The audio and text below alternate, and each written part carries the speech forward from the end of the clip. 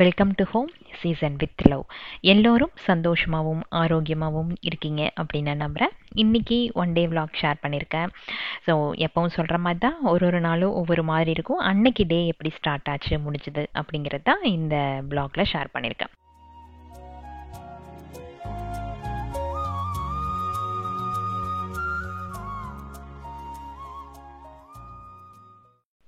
டே எப்பவும் போல தான் ஸ்டார்ட் ஆச்சு. ஆனால் மித்துக்கும் பாப்பாக்கும் கொஞ்சம் உடம்புக்கு சரியில்லை. மித்துக்கு நைட்டெல்லாம் ஃபீவராக இருந்தது. சரி, காலையில் எழுந்திரிக்கும் போது அவனை ஸ்கூலுக்கு அனுப்பணுமா அப்படின்னு யோசிச்சுட்டு இருந்தேன். பாப்பாவுக்கு கொஞ்சம் அந்த சைக்கிள் ஸ்டார்ட் ஆனங்காட்டி நல்ல ஒரு ஸ்டொமக் பெயின். ஸோ 2 பேரும் வீட்டில் தான் இருந்தாங்க. வீட்டில் பசங்க இருந்தாலே ஒரு ஜாலி தான். ஸோ காலையில் ஸ்ட்ராங்காக ஒரு டீ போட்டு குடிச்சிட்டு லஞ்சு பிரேக்ஃபாஸ்ட் எல்லாமே ரெடி பண்ணிவிட்டு அப்படியே வாக்கிங் ஸ்டார்ட் பண்ணியாச்சு. நம்மளோட பழைய வாட்ச் மறுபடியும் நம்ம கைக்கு வந்தாச்சுன்னு வச்சுக்கோங்களேன். இந்த வாட்ச் தான் எனக்கு பிடிச்சது. இதுக்கு முன்னாடி ஒரு பிங்க் கலர் போட்டிருந்தேன். அது அவ்வளோ எனக்கு பிடிக்கல. ஏன்னா இந்த கலர் கிடைக்காம இருந்தது. ஸோ ரீசெண்ட் டைமில் செக் பண்ணி பார்க்கும்போது இதே கலர் இருந்தது. அந்த பிங்க் கலர் வாட்ச் ஏதோ கொஞ்சம் ஒர்க் ஆகாமல் போயிடுச்சு. சரின்ட்டு இதே ஆர்டர் பண்ணி வச்சாச்சு. ஜிம்முக்கு போகிறதில்ல, அதை அப்படியே ஸ்டாப் பண்ணிட்டேன். ஸோ வாக்கிங் மட்டும்தான். எப்பவும் போல் அந்த 10,000 ஸ்டெப் எடுத்துட்டா போதும். நமக்கு அந்த டேயில் போதுமான அளவுக்கு ஒரு எக்ஸசைஸ் பண்ண மாதிரி ஒரு திருப்தி வந்துடும். அதே மாதிரி கேலரிஸ் கம்மி பண்ணிவிட்டு ஃபைபர் ப்ரோட்டீன் இதெல்லாம் கொஞ்சம் ஜாஸ்தி எடுக்க ஆரம்பிச்சிட்டேன். மற்றபடி பெரிய டயட்டோ அந்த மாதிரிலாம் எதுவும் இல்லை. ஸோ காலையில் வாக்கிங்கில் ஒரு 5,000 ஸ்டெப்ஸ் எடுத்தேன். ஈவினிங்குள்ளே எப்படியும் நமக்கு ஒரு 12K ஸ்டெப்ஸ் கவர் பண்ணிடலாம். போயிட்டு மைலோ கூட கொஞ்சம் நேரம் அப்படியே கொஞ்சிட்டு டே ஸ்டார்ட் பண்ணிட்டேன். மைலோ ஒரு நல்ல ஃப்ரெண்ட். அது என்னென்ன சொல்ல முடியல, பட் அவங்ககிட்ட ஒரு இணை புரியாத ஒரு அஃபெக்ஷன். எப்போ நான் வெளியே போயிட்டு வந்தாலும் ஒரு மாதிரி வித்தியாசமாக பேசுவான். அது என்னன்னு எனக்கு தெரியல, பட் அவனோட குரல் கொஞ்சம் சேஞ்ச். ஏதோ என்கிட்ட கேட்க வருது. இவ்வளோ நேரம் எங்கே போனேன்னு கேட்குறானா என்னென்னலாம் தெரியாது. ஆனால் உள்ள என்ட்ரு ஆன உடனே அப்படி ஒரு சத்தம் வரும் அவங்ககிட்ட கொஞ்ச நேரம் கொஞ்சிட்டு அப்புறம் உள்ளே போனாதான் வேலை செய்யவே விடுவான். அப்படி இல்லைன்னா டக்குன்னு வெளியே போய் என்னோட செருப்பை தேடி எடுத்து கொண்டு போய் எங்காச்சும் வீசிட்டு அதுக்கப்புறம் வீட்டுக்குள்ளே வரும். ஸோ காலையில் பிரேக்ஃபாஸ்ட்டுக்கு இந்த சத்து மாவு கஞ்சி இருக்கு இல்லையா, அது வச்சுட்டு கூட முட்டை வேக வச்சாச்சு. அம்மாவும் அதே போதும்னு சொன்னாங்க. ஆக்சுவலாக அன்றைக்கி காலையில் தான் ஊரில் இருந்து வந்திருந்தாங்க. ஸோ டயர்டாக இருக்குது, ஏதாவது சிம்பிளாக ஏதாச்சும் பண்ணிடு அப்படின்னாங்க. சரின்ட்டு கஞ்சியும் முட்டை. பாப்பாவும் அதே போதுனா சத்து மாவு தானே, சரின்ட்டு முட்டையும் கஞ்சியும் அவள் எடுத்துக்கிட்டான். அன்னைக்கு காலையில் ஹரிஷ்மிதாக்கு என்னோடய ஃபேஸை பார்த்தோன்னே அப்படி ஒரு சிரிப்பு. ஏன்னா அவள் ஃபேஸில் பிம்பிள்ஸ் வந்துச்சு அப்படின்னா நான் அதை தொடாத, பிச்சிராத, மார்க் விழுந்துரும் அப்படின்னு சொல்லிகிட்டே இருப்பேன். நான் சொல்கிற இந்த வீட்டில் இருக்கிற ரெமெடி எல்லாம் சொன்னேன் அப்படின்னா அவள் அதை ஃபாலோ பண்ணவே மாட்டாள். அன்னைக்கு என்னோட ஃபேஸை பார்த்தோன்னே அவளுக்கு அப்படி ஒரு சிரிப்பு. ஏன்னா 1 வீக்காகவே லைட்டாக அந்த பிம்பிள் இருந்துகிட்டே இருந்தது. அது டக்குன்னு பெருசாயிடுச்சு. அந்த வலி தாங்க முடியாமல் நான் என்ன பண்ணினேன், நல்லா அமுத்தி எடுத்து அது ரெட்டிஷ் கலரில் ஆயிடுச்சு. ஸோ அதை பார்த்துட்டு ஹரிஷ்மிதாவுக்கு ஒன்றும் சொல்லிக்கவே வேண்டாம், அப்படி ஒரு சிரிப்பு. ஃபேஸில் மார்க் விழுந்துருச்சுன்ட்டு என்னை கிண்டல் பண்ணி சிரிச்சுட்டே இருந்தான். லஞ்ச் வேலைகள் எல்லாம் காலையிலேயே முடிஞ்சிருச்சு. அன்றைக்கி ஆஃபீஸ் கொஞ்சம் லேட்டாக போகலாம் அப்படின்ட்டு யோசிச்சு வச்சுருந்தேன். ஏன்னா பாப்பாவும் மித்தும் வீட்டில் இருக்கிறதுனால. மெடிசின்ஸும் அம்மாவுக்கு கரெக்டாக பார்த்து எடுத்து தரது கொஞ்சம் சிரமப்படுவாங்க. அதனால் இருந்துட்டு மதியானத்துக்கு மேலே போகலாம், அதுக்கு முன்னாடி ஏதாச்சும் வீட்டில் இருக்க வேலைகள் முடிக்கலாம் அப்படின்ட்டு மித்துக்கு மருந்து ஊற்றிட்டு அப்படியே ஃபஸ்ட்டு ஃப்ளோரில் கொஞ்சம் வேலைகள் பண்ணலாம் அப்படின்ட்டு போயாச்சு. இந்த ஃப்ளோர் பற்றி உங்களுக்கு நான் சொல்லணும்னு சொல்லியிருந்தேன் இல்லையா, அதாவது இது கமர்ஷியலுக்காக யூஸ் பண்ணினாங்க அப்படின்னு நினைக்கிறேன். மேபி இந்த ஃபஸ்ட்டு ஃப்ளோரில் இந்த ரூம் இது நாங்கள் வரும்போது ஒரு என்ன சொல்ல, ஒரு பெரிய நீளமான ஒரு ரூம். இதுக்கு மேலே ஃபஸ்ட்டு இதெல்லாம் செவரெல்லாம் எதுவும் இல்லை, அதாவது ரூஃப் எல்லாம் எதுவுமே இல்லை. அதுக்கு மேலே ஒரு ஷீட் மாதிரி தான் ஏதோ போட்டதாக சொல்லியிருந்தாங்க இதுக்கு முன்னாடி இருந்த டெனண்ட்டு. பட் அதுக்கப்புறம் கொஞ்சம் ரெனோவேஷன் எல்லாம் பண்ணி மாற்றிருப்பாங்க போல இருக்குது. எனக்கு அவ்வளோ பெரிய ரூம் தேவைப்படலை, பட் ஒரு எக்ஸ்ட்ரா ரூம் இருந்தால் நல்லாயிருக்கும் அப்படின்னு தோணுச்சு. சரின்ட்டு இந்த ரூமை 2ஆக பிரிச்சுக்கிட்டேன். காட் எங்கே வாங்கினீங்க அப்படின்னு சொல்லி கேட்டிருந்தீங்க இல்லையா, அது ராயல் ஓக்ஸ் அப்படிங்கிற ஒரு ஃபர்னிச்சர் ஷாப்பில் வாங்கினது தான். இது எல்லா இடங்கள்லையும் இந்த கடை இருக்கும் அப்படின்னு நினைக்கிறேன். நமக்கு யூனிக்கான கலெக்ஷன்ஸ் வேணும் அப்படின்னா அங்கே போய் பார்க்கலாம். ப்ரைஸ் நல்ல ஆஃபர்ஸ் போடும் போது போய் பாருங்கள். சூப்பரான யூனிக்கான கலெக்ஷன்ஸ் எல்லாமே ரொம்ப நல்ல ப்ரைஸில் கிடைக்கும். அண்ட் கிளியரன்ஸ் சேல் மாதிரியெல்லாம் போடுவாங்க, ஆனுவல் கிளியரன்ஸ் சேல். அந்த டைமெல்லாம் போனீங்க அப்படின்னாலுமே நல்ல நல்ல கலெக்ஷன்ஸ் வந்து தேடி எடுத்துடலாம். சாதாரண நாள் போனீங்க அப்படின்னா கண்டிப்பாக அதுக்கான ரேட் வந்து ஜாஸ்தியாக இருக்கும். பட் ஒர்த் ஃபார் த மணி அப்படின்னு தான் சொல்லலாம். மோஸ்ட்லி நம்ம வீட்டில் இருக்கிறது எல்லாமே அந்த ராயல் ஓக்ஸில் எடுத்தது தான். அண்டு வாங்கும் போது நாங்கள் கிளியரன்ஸ் சேலில் மோஸ்ட்லி ப்ரிஃபர் பண்ணி போய் வாங்கிக்குவோம். ஸோ பெட்டெல்லாம் க்ளீன் பண்ணிவிட்டு அதுக்கப்புறம் நம்ம வேலைகள் இறங்கியாச்சு மறுபடியும். இப்போ வந்து அந்த மேட்ரஸ் ஃபுல்லாகவே க்ளீன் பண்ணதுக்கப்புறம் அங்கே ஃபுல்லாக இந்த பெட் ஸ்ப்ரெட்ஸ் எல்லாம் மாற்றி விட்டுட்டு இந்த ரூமில் வந்து ஸ்க்ரீன் மாற்றாமையே இருந்தது. மாற்றாம இல்லை, போடவே இல்லை அப்படின்னு தான் சொல்லலாம். ஸோ மித்துவும் மைலோவும் எங்கே போனாலும் வந்துடுவாங்க. எங்கே போனாலும் அம்மா வேணும் மித்துக்கு, அதே மாதிரி தான் மைலோவுக்கு. அவன் விட்டுட்டு இருக்கவே மாட்டான். எப்படியா கடியோ உதையோ வாங்கிட்டு மித்ரன் கூட இருக்கணும். அப்படி இல்லையா எங்கூட எங்கேயாச்சும் காலுக்கடியில் படுத்துட்டு இருக்கணும். மித்துக்கு காலையில் வந்து ஃபீவர் ஓரளவுக்கு டவுன் ஆயிடுச்சு. சரி, அவனே கொஞ்சம் ஆக்டிவாக இருக்கணும். அப்படி இல்லை அப்படின்னா ஃபோனை பார்த்துட்டே இருப்பான். ஏதாச்சும் ஹெல்ப் பண்ணுன்னு சொன்னேன்னா சூப்பராக ஹெல்ப் பண்ணுவான். அதெல்லாம் வந்து பிரச்சனையே இருக்காது. எனக்கு அவன் கூட இருந்தான் அப்படின்னா ஒரு நல்ல கம்பெனி. மித்து பாப்பா 2 பேருமே அப்படி தான். ஆனால் பாப்பா வந்து அந்த வேலையை செஞ்சு முடிச்சுட்டு அப்போவே போயிடுவான். ஆனால் மித்துக்கு வந்து எங்கேயுமே தப்பாக இருக்கக்கூடாது, எல்லாமே கரெக்டாக இருக்கணும், நீட்டாக இருக்கணும் அப்படிங்கிற மாதிரி ஒரு ஆள். கிட்டத்தட்ட நம்மளாட்டம் வச்சுக்கோங்களேன். நீட்டாக எல்லா திங்ஸையும் அரேஞ்ச் பண்ணி வைக்கிறது. எடுத்த இடத்துல சப்போஸ் அந்த திங்ஸ் இல்லை அப்படின்னா அவங்க அம்முக்காக்கு நல்ல ஒரு திட்டு விழுகும். அப்படி ஃபேஸில் பார்த்தீங்க அப்படின்னா கோபம் நிறைஞ்சு கிடக்கும். அந்த மாதிரி திட்டுவான். இந்த மாதிரி ஒரு சில விஷயங்கள் எல்லாம் பார்த்தீங்கன்னா ரொம்ப அந்த அந்த குழந்தைக்குன்னு சொல்ல முடியாது, அந்த வயசுக்கான ஒரு மெச்சூரிட்டி ஓரளவுக்கு வந்துருச்சு அப்படிங்கிற மாதிரி தான் தோணும். பட் வேலைன்னு இறங்கிட்டா சூப்பராக பண்ணி முடிச்சிருவான். இன்டோரில் வந்து ஒரு செடி வச்சுருந்தோம் இல்லையா, அது சுத்தமாக காஞ்சு போயிடுச்சு. நம்மளோட ஷூட் ரூமில் இருக்கிறது நல்லா இருக்குது. பட் பெட்ரூமில் இருந்தது வந்து கரெக்டாக அந்த விண்டோ கிட்ட வச்சதுனால சுத்தமாக அதுக்கு வந்து அந்த ஹீட்டு தாங்கவே இல்லை. நான் பார்க்கும் போதெல்லாம் சரி அட்லீஸ்ட் கொஞ்சம் துளிர் விடும், அதுக்கப்புறம் நம்ம எடுத்துக்கலாம்னு யோசித்தேன். கடைசியில் பார்த்திங்கன்னா செடி ஃபுல்லாகவே வீணாக போயிடுச்சு. இந்த பெட்ரூமுக்கு முன்னாடி கொஞ்சம் ஸ்பேஸ் இருக்குது. பட் அங்கெல்லாம் போய் தண்ணி ஊற்றுறக்கு நமக்கு டைம் இல்லை. பைப் லைன் அங்கே இல்லை.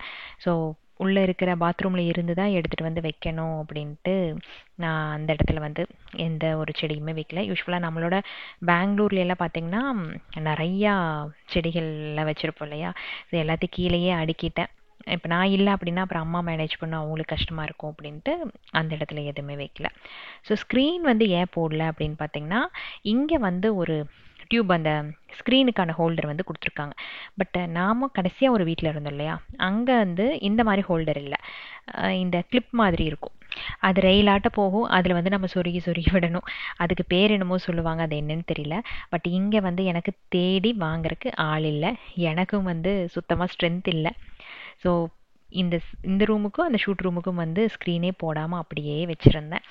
பட் அது போடல அப்படின்னா உள்ளே வந்து ஹீட் ரொம்ப ஜாஸ்தியாக இருக்குது. எப்போ பார்த்தாலும் இந்த ஸ்க்ரீன் மூட்டை வந்து அந்த சோஃபா மேலே இருந்துகிட்டே இருக்குது. பார்க்குறக்கே ஒரு மாதிரி எரிச்சலாக இருந்தது.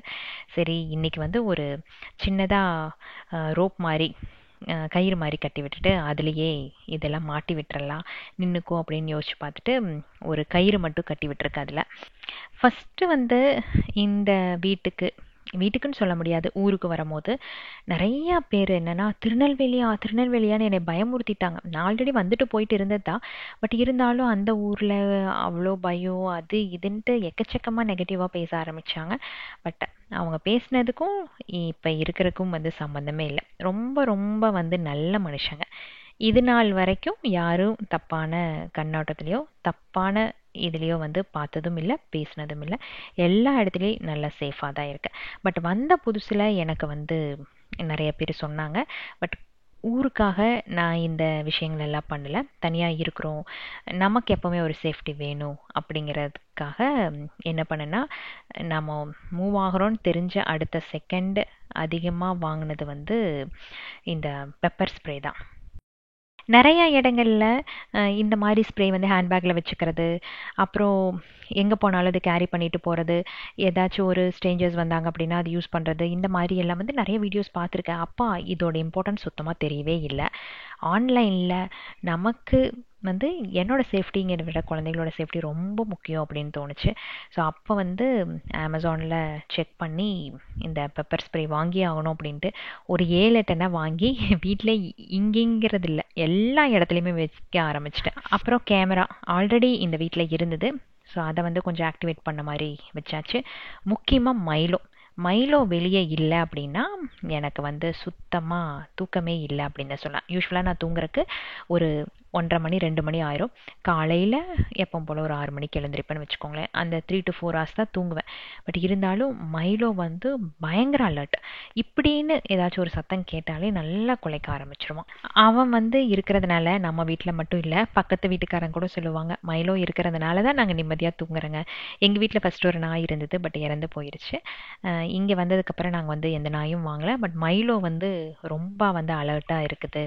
சந்தோஷம் அவன் இருக்கிறங்காட்டி நமக்கு ஒரு பிரச்சனை இல்லாமல் இருக்குது. ஈவன் அவங்க வீட்டில் ஏதாச்சும் ஸ்டெப்ஸ் ஏறி அவங்க மாடிக்கு போனால் கூட இது இங்கேருந்து பார்த்து குலைக்கும். அந்த மாதிரி என்ன சொல்கிறது, பயங்கர ஷார்ப்பான ஒரு நாய் தான் மைலோ. அப்புறம் என்னோட ஃபேமிலி, அதாவது அக்கா, அண்ணா, அப்பா, இவங்கெல்லாம் வந்து தனியாக விட மாட்டாங்க.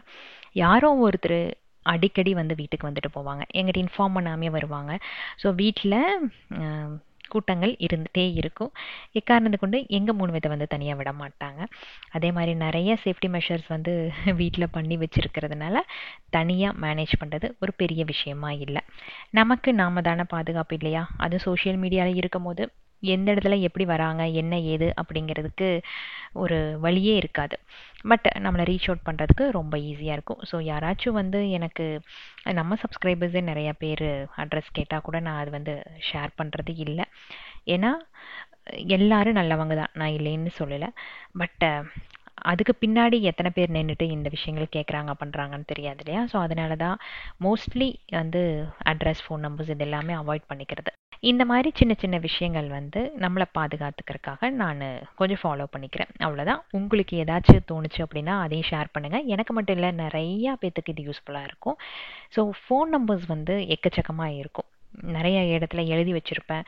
அண்டு தூங்குறதுக்கு முன்னாடி எனக்கு நியர்பையில் இருக்காங்க இல்லையா, அவங்களோட நம்பருக்கு ஒரு டயல் பண்ணிவிட்டு அதுக்கப்புறம் தான் தூங்குவேன். டக்குன்னு ஃபோன் எடுத்து நம்ம வந்து அவங்க நம்பர் தேடிட்டு இருக்க வேண்டியதில்லை, ஏதாச்சும் எமர்ஜென்சினா. ஸோ இந்த மாதிரி சின்ன சின்ன விஷயங்கள் வந்து ஃபாலோ பண்ணிக்கிட்டு இருக்கேன். ஸோ ஃபைனலாக வந்து அந்த கொக்கி போட்ட ஸ்க்ரீனை இந்த ரூமுக்கு மாட்டியாச்சு. இதில் வந்து ஸ்க்ரீனுக்கு ஏற்ற மாதிரி தான் நமக்கு பின்னாடி இருக்கிற வாலுக்கு கலர் கொடுக்கணும் அப்படின்ட்டு பிங்க் கலரில் கொடுத்தேன். கீழே இருக்கிற ரூம்ஸ்க்கு எல்லாத்துக்குமே வந்து ஸ்க்ரீன் மாட்ட முடிஞ்சுது. பட் இந்த ரூமில் வந்து மாட்ட முடியல. ஸோ இதை வந்து 2 ரூமாக நான் வந்து பிரிச்சிருந்தேன். ஒன்று வந்து பெட்ரூம், இன்னொன்று வந்து ஷூட் ரூமாக பிரிச்சாச்சு. இந்த வீடியோலேயே நான் இதுக்கு முன்னாடி இந்த வீடியோ எப்படி இருந்துச்சு அப்படிங்கிறத வந்து இன்க்ளூட் பண்ணியிருக்கேன், பாருங்கள்.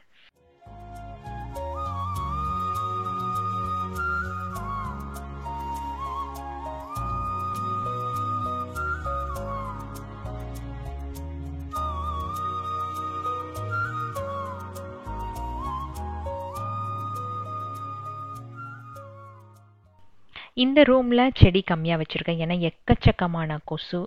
அது செடிக்குள்ளே பூந்து பூந்து நைட்டு ஒரு 10 மணி 11 மணி அப்படிங்கும் போது அப்படியே விஸ்புருவம் எடுத்து வந்து கடின்னு கடிச்சு தள்ளிடுது. ஸோ ஒரே ஒரு செடி மட்டும் வச்சுருக்கேன். ஸோ இது அரேஞ்ச் பண்ணுறதுக்குள்ளேயே மித்துக்கு வந்து லைட்டாக ஃபீவர் வந்து ஸ்டார்ட் ஆயிடுச்சு. சரி, ஈவினிங்கான ஹாஸ்பிட்டல் கூட்டிகிட்டு போகலாம், கொஞ்சம் மருந்து கொடுத்துட்டு டவுன் ஆகலாம் கூப்பிட்டு போகலாம் அப்படின்னு யோசித்தேன். பட் ஈவினிங்குள்ளே வந்து கொஞ்சம் ஆக்டிவாக ஆக ஆரம்பிச்சிட்டா. ஃபீவரும் வந்து அவ்வளோ இல்லை. டக்குன்னு வந்து ஃபீவர் டவுன் ஆகாது. பட் அம்மா வந்து கேட்கவே இல்லை, ஹாஸ்பிட்டல் கூட்டிகிட்டு போனாங்க. அட்லீஸ்ட் ஒரு 2-3 days நம்ம வந்து மெடிசன்ஸ் கொடுத்தா தான் அது டவுன் ஆகும் இல்லையா?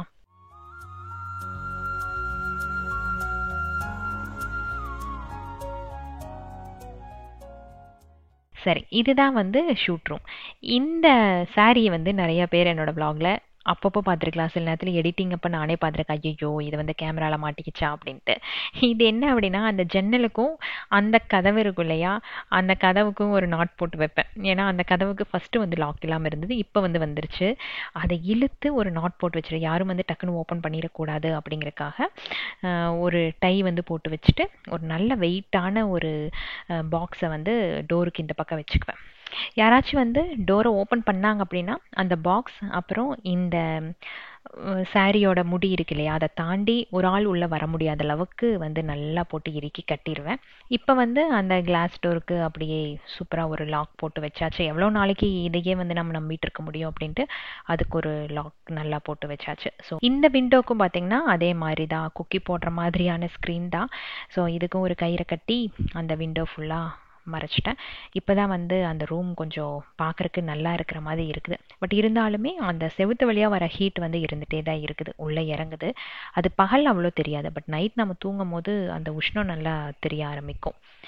இது வந்து அந்த பெரிய ரூமோட பார்ட்டிஷன். ஒரு சைடு வந்து பெட்ரூம், இன்னொரு சைடு வந்து ஷூட் ரூம். ஸோ ஷூட் ரூமில் ஃபுல்லாகவே வந்து நல்ல ஒரு நேவி ப்ளூ கலரில் வால்பேப்பர் கொடுத்துட்டேன். மோஸ்ட்லி இந்த ட்ரெஸ்ஸஸுக்கானது எல்லாமே வந்து இங்கே தானே பண்ணுவேன். அந்த 2 வீட்லேயும் பார்த்தீங்கன்னா மேலே ஒரு ஹால் இருக்கும், அதை வந்து இதுக்கான ரூமாக ரெடி பண்ணிட்டேன். ஸோ இங்கே வந்து ஒரு ரூமே வந்து தனியாக செட்டப் பண்ண மாதிரி பண்ணி வச்சாச்சு. இதுக்கு முன்னாடி வந்து வால்ஸ் எல்லாம் பார்த்தீங்கன்னா ஒயிட் கலர் தான், பட் இருந்தாலும் அங்கங்கே கரைப்பட்டு அவங்க வந்து பெயிண்ட் பண்ணுறதுக்கு டைம் இல்லை, அப்படியே பெயிண்ட் பண்ணாலும் 1 மந்த்துக்கு மேலே ஆகும் அப்படிங்கிற மாதிரி சொல்லியிருந்தாங்க. ஸோ அதனால தான் சரி வால்பேப்பரே பெஸ்ட் அப்படின்ட்டு ஒட்டிட்டு வந்தாச்சு. ஒரு சில சின்ன சின்ன இன்வெஸ்ட்மெண்ட் பண்ணி தான் ஆகணும். அது வந்து எப்படிப்பட்ட பிஸ்னஸாக இருந்தாலும் நம்ம பிஸ்னஸை வந்து டார்கெட் பண்ணிட்டோம் அப்படின்னா அந்த இன்வெஸ்ட்மெண்ட் நமக்கு ரிட்டர்ன் கொடுக்கும், அவ்வளோதான். எனக்கு இங்கே வீடு கிடைச்சதே வந்து ஒரு பெரிய காரியமாக இருந்தது. அது டூப்ளெக்ஸ் தான் வேணும்னு சொல்லியிருந்தேன். வெளியிருந்து படிக்கட்டு போச்சு அப்படின்னா குழந்தைங்களுக்கு சேஃப்டி இருக்காது. தென் வெளியிருந்து யார் வேணாலும் மேலே போவாங்க வருவாங்க. அது எனக்கு அவ்வளோ வந்து திருப்தியாக இல்லை. ஸோ உள்ளே வந்த உடனே டூப்ளெக்ஸ்ன்னு தெரிஞ்ச உடனே நான் வந்து எதுவுமே யோசிக்கல, டக்குன்னு அட்வான்ஸை கொடுத்துட்டு ரூம்குள்ளே வந்தாச்சு, வீட்டுக்குள்ளே வந்தாச்சு. அதுக்கப்புறம் வீட்டை பார்த்துட்டு நமக்கு பிடிச்ச மாதிரி கண்டிப்பாக வீடு மாறும் அப்படின்ட்டு எனக்கு ஒரு நம்பிக்கை இருந்தது. அது மெல்ல மெல்ல மாற்றிக்கலாம், இப்போதைக்கு டூப்ளெக்ஸ் வேணும் அப்படின்ட்டு உள்ளே வந்தது தான். பட் வந்ததுக்கப்புறம் அப்படியே ஸ்லோவாக நம்மளோட டேஸ்ட்டுக்கு ஏற்ற மாதிரி வீட்டை வந்து சேஞ்ச் பண்ணியாச்சு. வால்பேப்பர் பற்றி கேட்டிருந்தீங்க. இது வந்து அமேசான்ல எல்லாம் எதுவும் ஆர்டர் பண்ணல. கிச்சனுக்கும் பார்த்தீங்கன்னா நான் வந்து இங்கே லோக்கலில் இந்த வால்பேப்பர் எல்லாம் ஒட்டி தருவாங்க இல்லையா, அவங்கக்கிட்ட போய் பார்த்து தான் நான் இந்த வால்பேப்பர்ஸ் எல்லாமே செலக்ட் பண்ணி ஒட்டினது. நான் போக கூட இல்லை, இங்கே வந்ததுக்கப்புறம் நான் ஆன்லைனில் செக் பண்ணி அந்த ரிவ்யூஸ் எல்லாம் பார்த்துட்டு எதுக்கு வந்து ரேட்டிங் ஜாஸ்தியாக இருக்குது, கஸ்டமர் சாட்டிஸ்ஃபேக்ஷன், இது எல்லாத்தையும் வந்து கொஞ்சம் படித்து பார்த்துட்டு அவங்கள வீட்டுக்கு வர சொன்னேன். வந்து 2-3 என்ன சொல்கிறது 2-3 ஃபைல்ஸ் வந்து கொடுத்துட்டு போனாங்க. ஒரு 2 நாள் கழித்து சூஸ் பண்ணி சொல்லுங்கள் அப்படின்ட்டு. நிதானமாக டைம் இருக்கும் போது நாம் என்னென்ன சேஞ்சஸ் பண்ணணும், எந்த இடத்துல எந்த கலர் நல்லாயிருக்கும் அப்படின்ட்டு கொஞ்சம் யோசித்தேன்.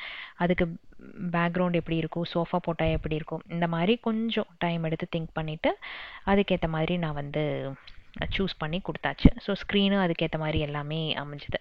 ஒரு ½ அன் ஹவர் உட்காந்து அப்படின்னா ஒரு ரூமுக்கு எது எது செட் பண்ணணும், எந்தெந்த கலர் போட்டால் நல்லாயிருக்கும் அப்படிங்கிறது ஈஸியாக நம்ம வந்து சூஸ் பண்ணிடலாம் இல்லையா. உங்களுக்கு இங்கே பார்த்தாலே தெரியும், அதாவது நடுவில் ஒரு வார்ட்ரோப் இருக்கா, அது வந்து பார்ட்டிஷனாக யூஸ் பண்ணிட்டேன். அந்த பக்கம் வந்து பிங்க், அது பெட்ரூம். இந்த பக்கம் வந்து ப்ளூ, இது வந்து ஷூட் ரூம். வாடகை வீடு தானே, எதுக்கு இதெல்லாம் பண்ணிட்டு, இதெல்லாம் எதுக்கு தேவையில்லாத செலவு அப்படின்னு எல்லாம் தோணும். நான் சொன்ன மாதிரி இருக்கிற இடத்துல சந்தோஷமாக இருக்கணும். நாம் சந்தோஷமாக இது மூலமாக தான் வருமா அப்படின்னா ஆமாம், நம்மளை சுற்றி வந்து நல்லா பளிச்சுன்னு ஒரு நல்ல வைப்ரேஷன் வச்சுக்கிட்டா மட்டும்தான் நாம் சந்தோஷமாக இருப்போம். அந்த வைப்ரேஷன் இருந்தால் மட்டும்தான் வீட்டுக்குள்ளே பசங்களும் சந்தோஷமாக இருப்பாங்க. நான் இந்த ஷூட் ரூமை கசகசன்னு இருந்து மாற்றி முடிச்சதுக்கப்புறம் மித்துக்கிட்ட நான் காட்டவெல்லாம் இல்லை. மித்து எதிர்ச்சியாக ஈவினிங் அந்த ரூம்குள்ளே போனோடனே அவனுக்கு அப்படி ஒரு ஹாப்பினஸ். அந்த சோஃபாவில் வந்து ஒரு மணி நேரம் உட்காந்துருந்தான். ஈவன் ஃபேன் கூட போடாமல் ஜாலியாக உட்காந்துட்டு இருந்தான். கேட்டதுக்கு இந்த ரூம் இப்படியே வச்சுக்கோம்மா, எனக்கு ரொம்ப பிடிச்சதுமா, ரொம்ப பியூட்டிஃபுல்லாக இருக்குதுமா அப்படின்ட்டு. ஸோ ஒரு 6 வயசு குழந்தைக்கு கூட தெரியுது கசகசன்னு இருந்துச்சு அப்படின்னா அதில் ஏதோ ஒரு மிஸ்ஸிங் அப்படின்ட்டு.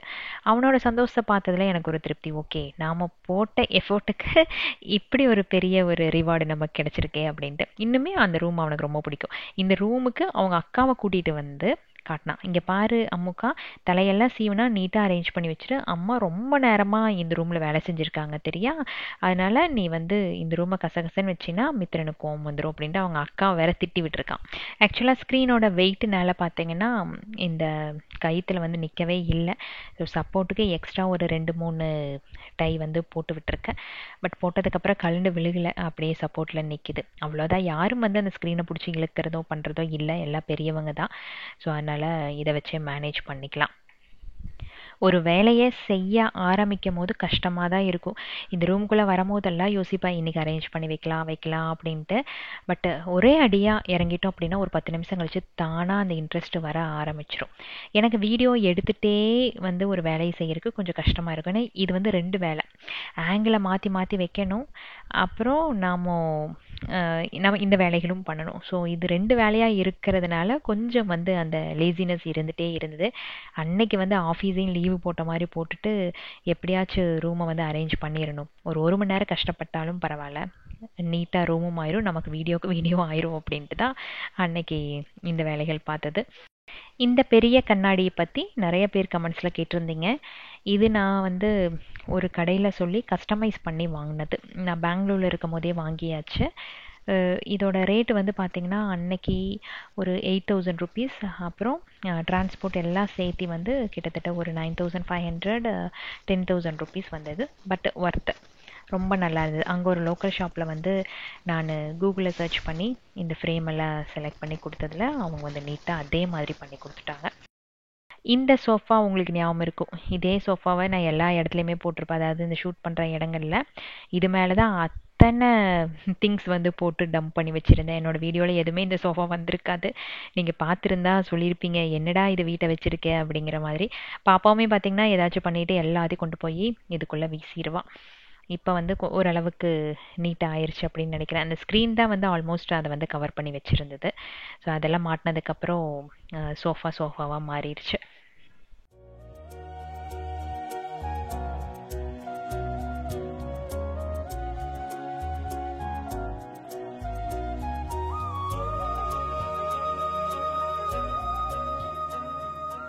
இந்த மிரர் பக்கத்துலேயும் வச்சுருந்தேன் இல்லையா, இந்த செடி அதாவது அந்த பெட்ரூமில் வச்சுருந்தது ஒன்று தான்.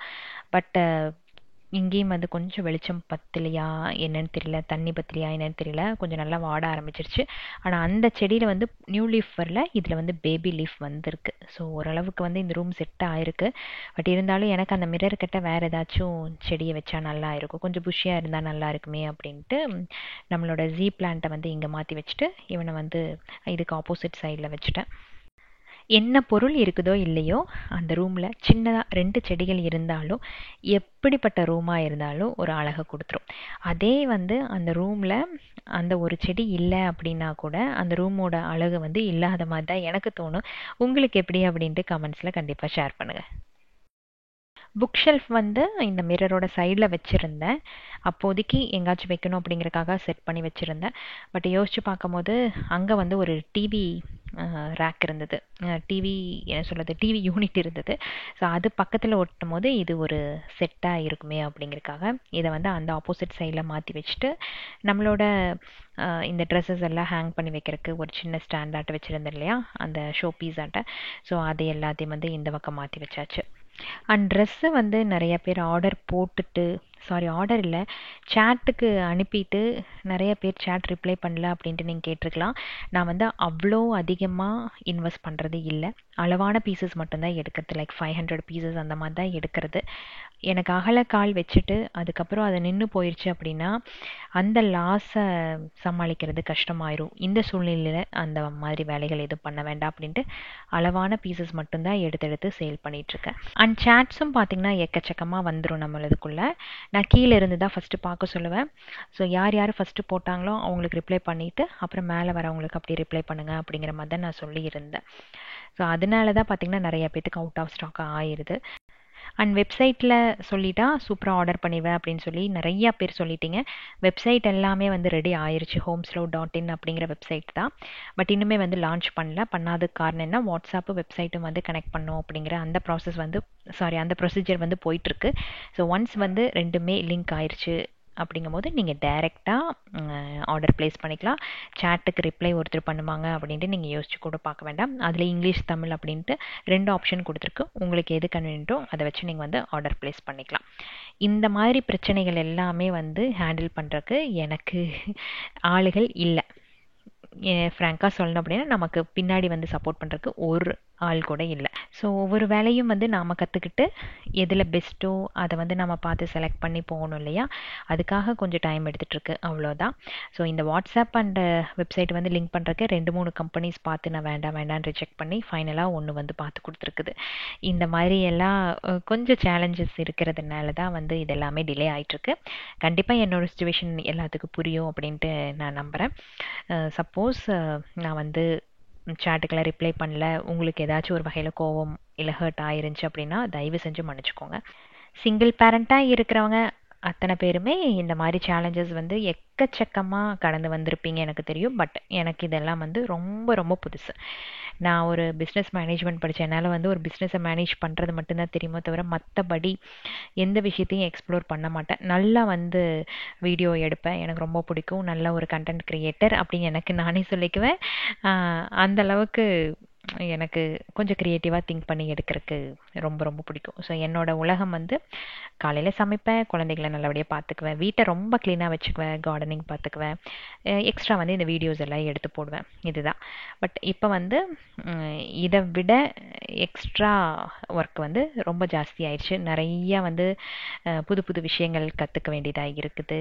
சில விஷயமெல்லாம் பார்த்தீங்கன்னா நான் பேங்க்குக்கு போகும்போதே நிறைய விஷயங்கள் எனக்கு தெரியாது.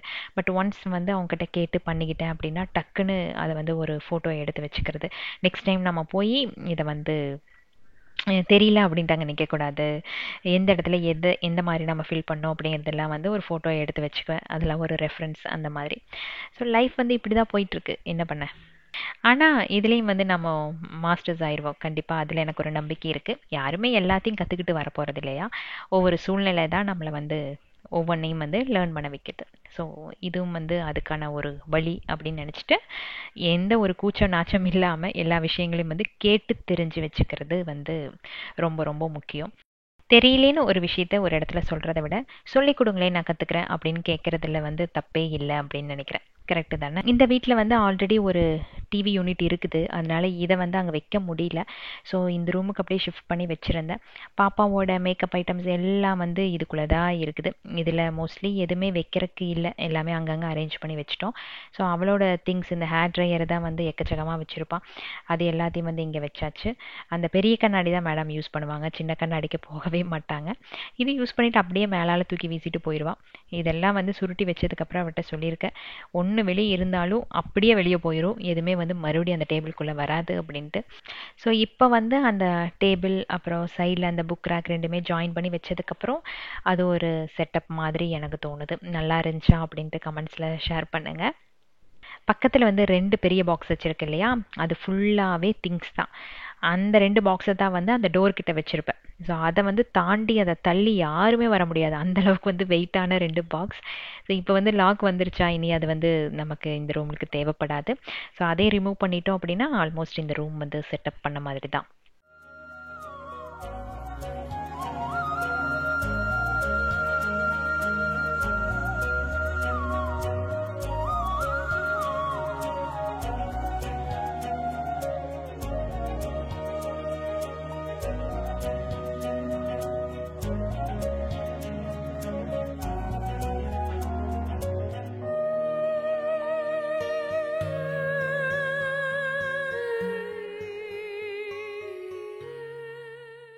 இந்த டேபிளுக்கு ஆல்ரெடி இது வாங்கும் போதே ஒரு லைனர் வாங்கியிருந்தோம். உங்களுக்கு ஞாபகம் இருக்கா? எல்லோ கலரில் வாங்கியிருந்தோம், பிளாக் கலரில்.